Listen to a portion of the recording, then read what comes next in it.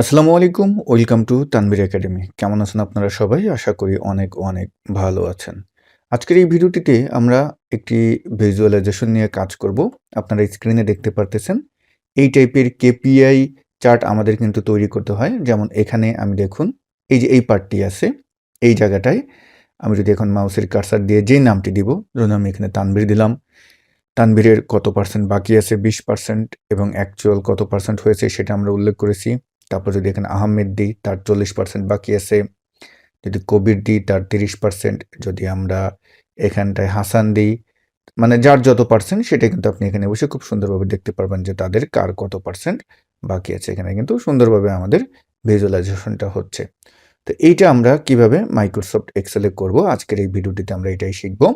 তো dear viewers, ভিডিওর মূল টপিকে যাওয়ার আগে আপনাদের কাছে রিকোয়েস্ট, আপনি যদি এই ভিডিওটি আমাদের ইউটিউব চ্যানেলে দেখে থাকেন এবং আমাদের চ্যানেলটি যদি এখন পর্যন্ত সাবস্ক্রাইব করে না থাকেন, প্লিজ সাবস্ক্রাইব করবেন এবং অবশ্যই কমেন্ট করে জানাবেন ভিডিওটি কেমন লাগলো। আর যদি ভিডিওটি আমাদের ফেসবুক পেজে দেখে থাকেন, অবশ্যই আমাদের পেজটি ফলো করবেন এবং আপনার বন্ধুদের মাঝে এই ভিডিওটি শেয়ার করে দিবেন যাতে প্রত্যেকেরই উপকারে আসে। তা চলুন আমরা ভিডিওর মূল টপিকে চলে যাই।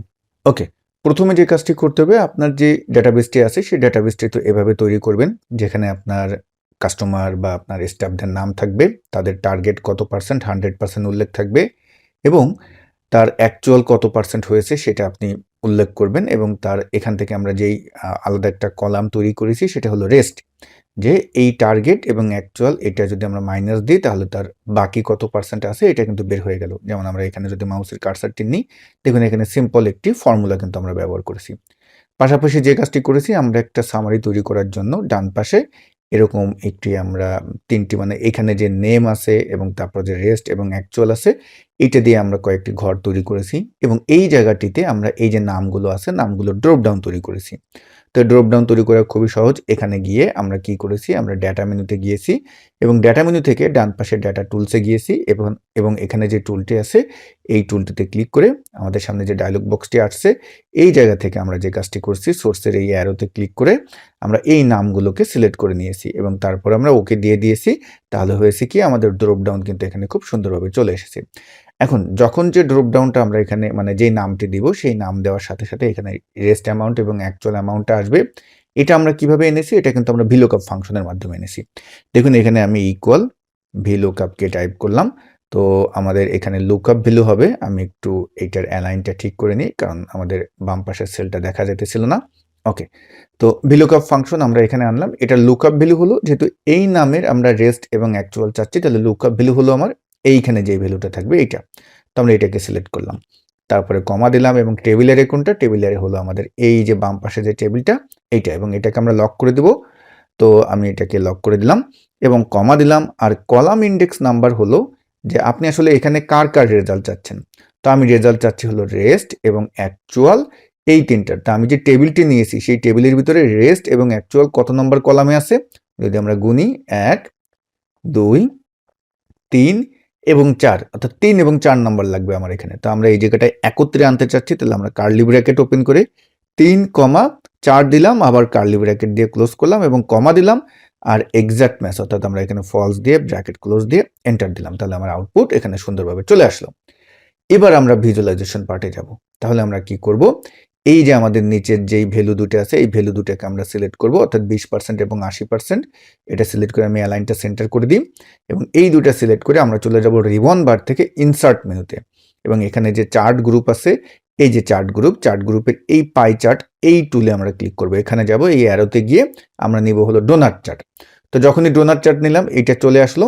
আমরা এটাকে এই কর্নারে ক্লিক করে আমাদের যে এই নির্দিষ্ট জায়গা আছে এই জায়গাটা আপনি একটু বানিয়ে নেবেন মার্জিন সেন্টার করে।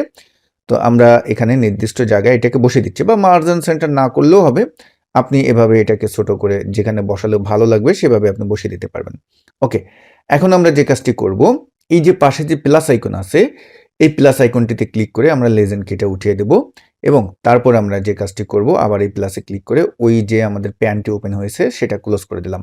এখন এই চার্টের যেই আমাদের সিরিজ পার্টটি আছে, অর্থাৎ চার্টের যে গ্রাফিক্যাল পার্টটি আছে, এখানে আমরা ক্লিক করে রাইট বাটন ক্লিক করব এবং এই জায়গাটায় আমরা যেটা করব সিলেক্ট ডেটাতে ক্লিক করব। তারপরে এই যে ডায়লগ বক্সটি আসলো, এখান থেকে আমরা যে কাজটি করব, এখানে এই যে অ্যাড আছে অ্যাডে ক্লিক করব। তাহলে অ্যাডে ক্লিক করলাম এবং এই যে ডায়লগ বক্সটি আসলো এখান থেকে এই যে সিরিজ নেম আমরা যেহেতু এখানে আপনি কাকে হাইলাইট করবেন, কোন বিষয়টাকে আপনি পরিপূর্ণভাবে দেখাবেন সেইটাকে এখন এখানে সিলেক্ট করবেন।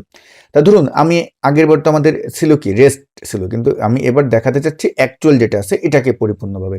তাহলে এখানে আমি নাম হিসেবে যে ঘরটি আছে এখানে আমি অ্যাকচুয়াল যে লেখাটি আছে এটাকে আমি সিলেক্ট করলাম, এই যে এই ঘরটা। ওকে, আর এই যে সিরিজ ভ্যালু এখানে যেটা আছে এখানে কার্লি ব্র্যাকেট দিয়ে অন আছে, এইটার পরে এসে আমরা এই অনের পরে কমা দিব এবং যেহেতু একটা অন আছে এখন আপনি আরো 19টা অন টাইপ করবেন, কারণ আমরা এখানে 20টা স্টেপ এখানে আমরা তৈরি করব। তাহলে আমরা এখন ওয়ান দিলাম, দুইটা আমি দ্রুত কমা কমা দিয়ে এখানে 20টা করে নিলাম, 4টা হলো, কিন্তু আপনারা ঠিক এইভাবে 20টা করে নেবেন।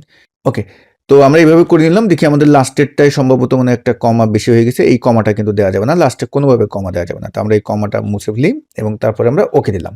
ওকে, এরপরে আমরা এখান থেকে ওকে দিলাম, ডান। এভাবে আসলো। এখন আমরা সিরিজ সিলেক্ট করে এই সিরিজ সিলেক্ট করে রাইট বাটন ক্লিক করে নিচে দেখেন ফরম্যাট ডাটা সিরিজ আছে, এই যে প্যানটি আছে এই প্যানটি ওপেন হবে। এখান থেকে আমরা যে কাজটি করব, আমরা এই পার্টের সিরিজটা মানে ওই যে 20টা তৈরি হয়েছে ওটাকে না, আমরা নিচের পার্টটা সিরিজটা সিলেক্ট করে এই ডোনাট হোল সাইজ এখানে এসে আমরা করে দেবো, এটাকে আমরা করে দিচ্ছি 50 দিয়ে আমি এন্টার দিলাম।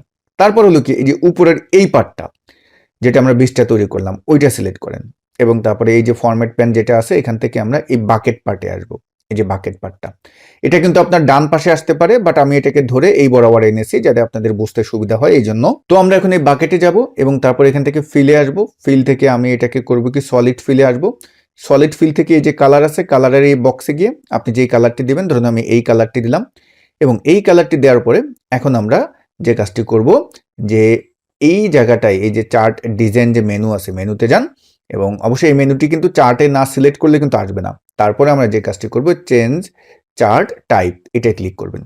তো এটা যখন ক্লিক করবে এই ডায়লগ বক্সটি আসবে, এখান থেকে এই যে সিরিজ 1 যেটা আমরা এই যে এইটা তৈরি করছিলাম এটাকে আমরা সেকেন্ডারি অ্যাক্সেস করে দেবো এই চেক বক্সে টিক দিয়ে।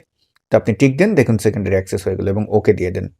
এখন আমরা আমাদের এই যে বাম পাশে যে প্যানটি ওপেন আছে এটা এমনই থাকুক, আমরা এই চার্টের সিরিজ সিলেক্ট করলাম করে আপনি কোন পার্টটাকে যেই পার্টটাকে আপনি কি দেখতে চাচ্ছেন পরিপূর্ণভাবে, আমরা যে 20টা যে পার্ট করলাম ওইভাবে দেখতে চাচ্ছেন, তাহলে আমি দেখতে চাচ্ছি হলো এই পার্টটাকে।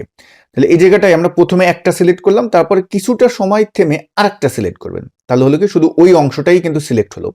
এরপরে আমরা এই বাম পাশে যে প্যানটি আছে এখানে গিয়ে নো ফিল দিয়ে দেবো, কি করব সলিড ফিল না সরি নো ফিল দিয়ে দেবো, নো ফিল দিয়ে দিলাম এবং পরের ওই যে পার্টটি আছে সেখানেও আমরা প্রথমে একবার ক্লিক করলাম, তারপরে আরেকটা ক্লিক করলাম, দুটো ক্লিক করলাম এবং এই জায়গাটায় আমরা একটা সলিড ফিলে আসি, সলিড ফিলে এসে কালারে এসে ধরুন আমি কোন কালারটি দেবো, আমি এই কালারটি দিলাম, দিয়ে এখানে দেখবেন এই যে ট্রান্সপারেন্সি আছে এটা একটু কমিয়ে দেন।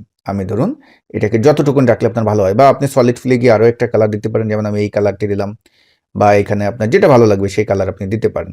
হ্যাঁ, তা আমরা মনে হয় আমাদের সাদা থাকলেই বেস্ট হয়, সাদা দিলাম এবং তারপরে আপনি এখানে এসে যত পার্সেন্ট মেনশন করতে চান আপনি যতটুকুনভাবে ওকে হাইলাইট করতে চাচ্ছেন ততটুকুন করে দেন। আমি এখানে 39 দিলাম, তারপরে এটা ক্লোজ করে দিই। এখন হলো কি দেখুন আপনি এখানে যান, এখানে গিয়ে আপনি যাকে দিবেন ততটুকুনই কিন্তু আপনার দেখাবে, দেখেন দেখতে পারতেছেন যে কতটুকুন আমার হলো। এবার হলো কি আপনি এই মাঝখানটায় দেখতে চাচ্ছেন যে তার রেস্ট আছে, মানে অ্যাকচুয়াল কত পার্সেন্ট হয়েছে, রেস্ট না অ্যাকচুয়াল কত পার্সেন্ট হয়েছে এখানে দেখতে চাচ্ছেন। তাহলে আমরা ইনসার্টে যাব, ইনসার্ট থেকে আমরা যেটা করব এই যে শেপ টুলে আসবো, শেপ থেকে একটা টেক্সট বক্স নেব, নিয়ে আমি এখানে চেপে ধরে তৈরি করলাম এবং এই টেক্সট বক্সটা সিলেক্ট করে ফর্মুলা বারে আমরা যে বক্স আছে ওখানে গিয়ে ইকুয়াল টাইপ করে আমাদের অ্যাকচুয়াল যেখানে 20% আছে ওই ঘরটা সিলেক্ট করব এবং আমরা এন্টার দেব। তারপরে এই যে ঘরের যে ভ্যালুটা দেখেন চলে আসলো, এই শেপটা সিলেক্ট করে আমরা হোম মেনুতে যাব, অ্যালাইনে আমরা করে দেব সেন্টার মিডিল, এভাবে আমরা করে দিলাম। আর আমরা চলে যাব এখান থেকে শেপ ফরম্যাট মেনুতে, শেপ ফরম্যাট মেনুতে গিয়ে শেপ ফিল করে দিব নো ফিল, শেপ আউটলাইন করে দিব নো আউটলাইন। এবার আপনি টেক্সট বক্সটা একটু ছোট করেন, করে এখানে এনে বসিয়ে দেন এবং ফন্ট সাইজ চাইলে আপনি এখন বোল্ড করে দিতে পারেন এবং ফন্ট একটু বাড়িয়ে দেন। এবার দেখুন এটা পুরোপুরি আমাদের এখন ডাইনামিক হয়ে গেল। আমি এখানে যত দিব সেই অনুপাতে কিন্তু এখন দেখেন কাজ করতেছে। তো এই টাইপের রিপোর্টগুলো মানে এই যে গ্রাফিক্যাল যে পার্টগুলো এগুলো মূলত আমাদের দরকার হয় হলো যখন আপনি কোনো কেপিআই উপস্থাপন করতে চান, বিগ ডাটা থেকে ছোট্ট করে স্টোরি টেলিং পার্ট আকারে যখন উপস্থাপন করতে চান তখন কিন্তু এগুলো দরকার হয়। তো আশা করি এই টাইপের যেই গ্রাফিক্যাল পার্টগুলো আছে এগুলো আপনার রিপোর্টকে আরো সুন্দর করে দিবে। তো ডিয়ার ভিউয়ার্স, ভিডিও শেষ করতে যাওয়ার আগে আপনাদেরকে একটি অ্যানাউন্সমেন্ট দিচ্ছি। আজকে হলো 21 তারিখ, এই মাসের 26 তারিখ থেকে আমাদের data analyst for beginner online live কোর্সের ৫ম ব্যাচের কিন্তু ক্লাস শুরু হতে যাচ্ছে। তো আপনারা যারা আমাদের এই কোর্সে অ্যাডমিশন নিতে চান, কোর্স লিঙ্ক দেওয়া থাকবে এই ভিডিওর ডেসক্রিপশন বক্সে। সেই লিঙ্কে ক্লিক করে আপনার অ্যাডমিশনটি কনফার্ম করে ফেলতে পারেন বিস্তারিত পড়ে। তো আশা করি আপনাদের সাথে কথা হবে অনলাইন লাইভ ক্লাসে। তো সবাই ভালো থাকবেন। আসসালামু আলাইকুম।